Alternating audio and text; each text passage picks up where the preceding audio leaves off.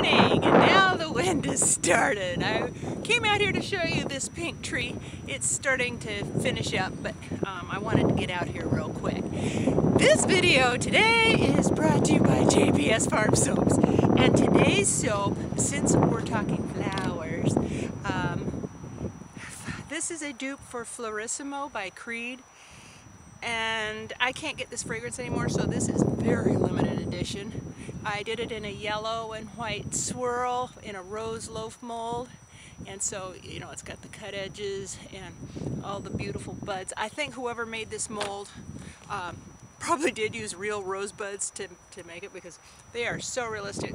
It's funny how scent will change in presentation. I made this before and they were just plain green bars. I didn't even like it, but oh my gosh, I'm thinking floral, and it is just a sweet floral. I mean, there's roses in there, there's freesia, probably bergamot, which is kind of an orange. Anyway, I saw that you can get Creed's Florissimo on Groupon for $135 or something, and it's normally bazillions of dollars. They had a bunch of Creed ones on there. So anyway, this one I named Monaco Flowers because it was created for Princess Grace. Prince Rainier commissioned this scent for their wedding. Flowers, right? I just read the most interesting book Jessica got me.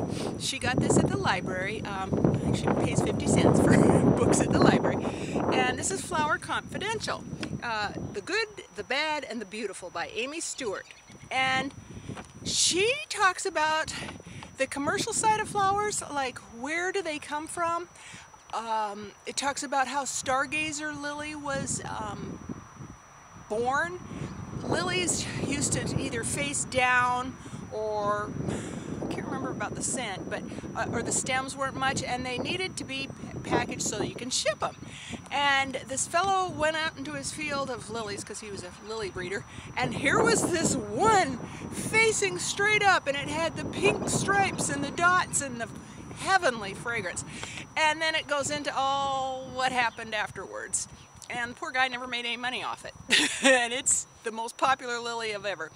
And it talks about where roses come from, and now they come from around the equator, and we get most of our roses from Colombia and Ecuador, and they don't have to have the pesticide bans that we have, and when they come into the country they can't have any bugs and stuff, so they'll even dip them in fungicide before they come up.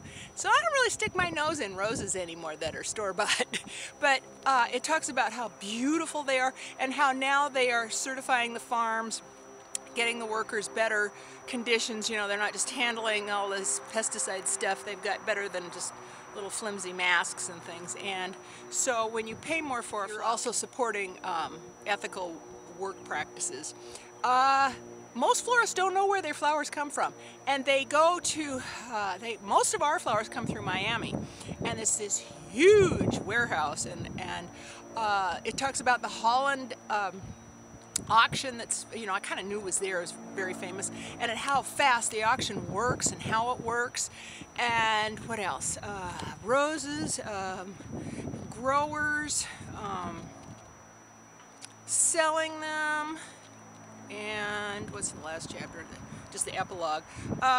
It has statistics of worldwide per capita flower consumption. Switzerland's the highest. We're way the heck down. Switzerland buys $101 per capita.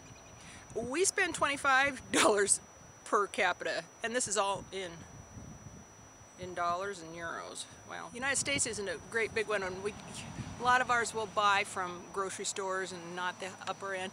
Switzerland and France and Germany, they like to have flowers in their house all the time, and even if it's just one or two, but you know, they're always having flowers. And remember that feeling we get in my dahlia? Gardens rototilled already, but the feeling we get of flowers when you're standing in a bunch of them, you just get this happy feeling. And the next video, I'm going to take you over to another tree that is just starting to turn. It's just been in its high point, and it's a methylated plum, and its arms are just fuzzy with flowers. And This pink is so pretty, and it doesn't really produce anything, but the other one produces early plums. So anyway, oh, I've got one other thing to show you. As my longtime viewers have known, my husband makes Hori garden knives and then cheese knives. Now he's wanted to combine stone and metal, and we've never seen a stone with a knife, a stone handle with a knife. We've seen a lot of, you know, antler and wood, and he's done that. But this knife, he calls it a dagger, I guess, but I call it a letter opener. But this is high carbon steel, and it came from a farm implement on the farm, a harrow, which drags through and breaks up clods.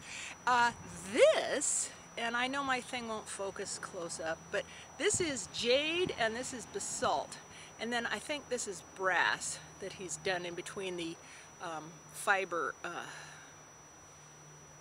spacers. But anyway, and then it's got, I don't know if he used brass on the end plate or the butt end.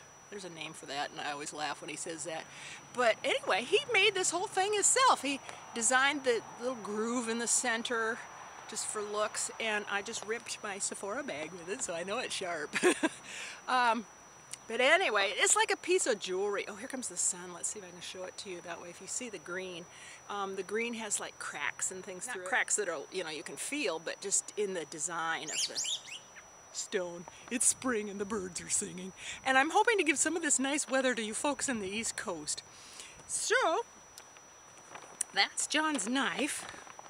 And Monaco flowers. Oh, I wish you could smell. Smells divine. And then the Flower Confidential. Happy spring! Until next time, I'll see you later. Bye-bye.